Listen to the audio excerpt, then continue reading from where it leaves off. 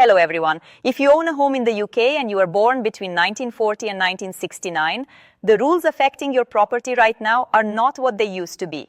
They depend on your age, on when you bought, on what you are planning to do next, and on changes that have come into force this year that most homeowners still have no idea about. Today, I am going through each decade separately. What is happening right now that specifically affects you? What has changed in 2026 that you may not know about, and what you need to do before the window closes? Let me start with the oldest group, people born in the 1940s, because this is where the most urgent new development of 2026 is concentrated and where the planning window is shortest. If you were born in the 1940s, you are now between 77 and 85 years old. You have almost certainly owned your home for decades. In many cases, the property has grown dramatically in value. A house that cost £15,000 in 1975 might now be worth £400,000, £500,000, or significantly more depending on where you live. That growth is the heart of the problem. The nil rate band, the amount that can pass to your beneficiaries free of inheritance tax, is £325,000 per person. It has not moved since April 2009 and will not move until at least April 2031. On top of that, there is the residence nil rate band of £175,000, which applies when you leave your main home directly to your children or grandchildren. For a single person, those allowances amount to £500,000. For a married couple where both allowances are transferable, the combined threshold is £1 million. That sounds generous, but for someone born in the 1940s living in much of England, a 3-bedroom family home in the southeast, Outer London, or many other parts of the country may already be worth more than £500,000 as a sole estate and significantly more when added to savings, pension income, and other assets. Every year the property grows in value while the nil rate band stays frozen. More of the estate moves into the 40% inheritance tax zone. And from the 6th of April 2027, the calculation changes again. Unspent defined contribution pension pots will be included in the inheritance tax estate for the first time. Until now, pension savings passed to beneficiaries entirely outside the estate, free of inheritance tax. From April 2027, those savings count as part of the estate and attract the 40% charge on any amount above the available thresholds.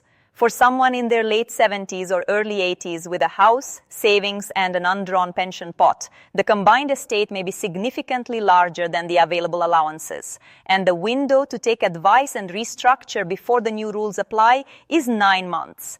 One more thing specific to this group. Private residence relief, the exemption that means no capital gains tax on your main home when you sell, has a final period exemption of only 9 months after you move out. For anyone in this age group moving into care, the 9-month clock starts from the date of moving, not the date of sale. Take advice before it runs out.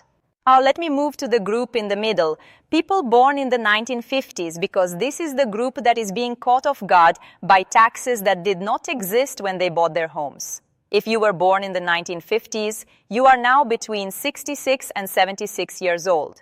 You bought your home during a period when UK property was dramatically cheaper relative to earnings, and you have seen the value grow substantially. The new development that directly affects this group is the High Value Council Tax Surcharge, widely called the mansion tax. Announced in the November 2025 budget and confirmed by Prime Minister Andy Burnham in July 2026, the mansion tax applies to residential properties in England valued above £2 million. The annual charge ranges from £2,500 to £7,500, depending on the property's value band, collected alongside standard council tax bills from April 2028. The Valuation Office Agency is currently conducting 2026 property valuations to establish which properties fall within scope. Here is why this matters specifically for people born in the 1950s. A semi-detached house in parts of Surrey, Hertfordshire, Buckinghamshire, or Outer London that cost £80,000 to £120,000 in the mid-1980s may now be valued above £1.5 million. and the Homeowners Alliance has reported active discussion at government level about whether the 2 million threshold should be lowered to 1.5 million. Nothing is confirmed, but the direction of travel is toward more properties being brought into scope, not fewer. The 2026 VOA valuation is the figure that matters, not what you paid for the house, but what the valuation office agency determines it is worth right now. There is also an equity release trap. If you take equity release as a lump sum, the DWP treats it as capital. Above £16,000, your pension credit is cancelled entirely, losing council tax reduction, the warm home discount, the winter fuel payment, and the free TV license at 75, worth potentially £2,000 to £3,000 per year. Ask your equity release provider specifically about a drawdown facility rather than a lump sum. Smaller amounts drawn over time can stay below the capital thresholds. Now for the youngest group, people born in the 1960s who are at or approaching retirement age and making decisions about property that carry tax consequences that are about to change. If you were born in the 1960s, you are now between 60 and 65 years old. You are at or approaching state pension age, depending on your precise birth month. In 2026, several property rules intersect in ways that create both risks and opportunities for this group specifically. The first is capital gains tax. CGT on residential property sales currently stands at 18% for basic rate taxpayers and 24% for higher rate taxpayers following the October 2024 budget. But the signals from the new Burnham government are clearly pointing towards CGT rates rising, potentially being aligned with income tax rates of 20% for basic rate and 40% for higher rate taxpayers. Nothing is confirmed. But if you own a second property, a buy-to-let, or a property that is not your main residence and you are planning to sell it in the next 1 to 3 years, the question of whether to do so before a potential CGT increase is announced is worth discussing with a tax advisor. Now, for your main home, private residence relief means there is ordinarily no capital gains tax when you sell, but partial taxation can apply if you have rented out a part of the property, used part of it exclusively for business, or had a period when you were not living there as your main residence. Anyone born in the 1960s who has had a complex property history should confirm their PRR position with HMRC or a tax advisor before selling. The second issue for this age group involves downsizing.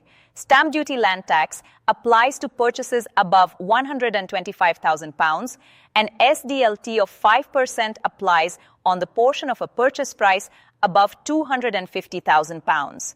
On a £350,000 purchase, that is £5,000 in SDLT alone. Factor this into the downsizing calculation before committing to a price. One more thing that affects all three groups equally, the Leasehold and Freehold Reform Act 2024 gives leaseholders stronger rights to extend leases, purchase freeholds, and challenge unreasonable service charges. If your lease has fewer than 80 years remaining, extending it now is significantly cheaper under the new valuation rules. So here is the picture by decade. If you were born in the 1940s, your priority is reviewing your estate plan before April 2027, when unspent pension pots enter the inheritance tax estate for the first time. The nil rate band is frozen at £325,000, and the combined couple threshold is £1 million. If you are moving out of your home with a view to selling, the 9-month private residence relief final period exemption is already running. Take advice before it expires. If you were born in the 1950s, the mansion tax from April 2028 applies to properties valued above $2 million under 2026 VOA valuations, with active discussion about lowering the threshold to $1.5 million. If you receive pension credit and are considering equity release, use a drawdown facility rather than a lump sum to protect your benefit entitlement. If you were born in the 1960s, CGT on residential property is currently 18 to 24%, but signals point toward increases under the Burnham government. If you own a non-main residence property and were planning to sell, take advice on timing now. Factor stamp duty land tax into any downsizing calculation. And if you own a leasehold property with a short lease, the Leasehold and Freehold Reform Act 2024 gives you new rights to extend it under more favorable valuation rules. Subscribe. Share this with every homeowner you know who was born before 1970. I will see you in the next one.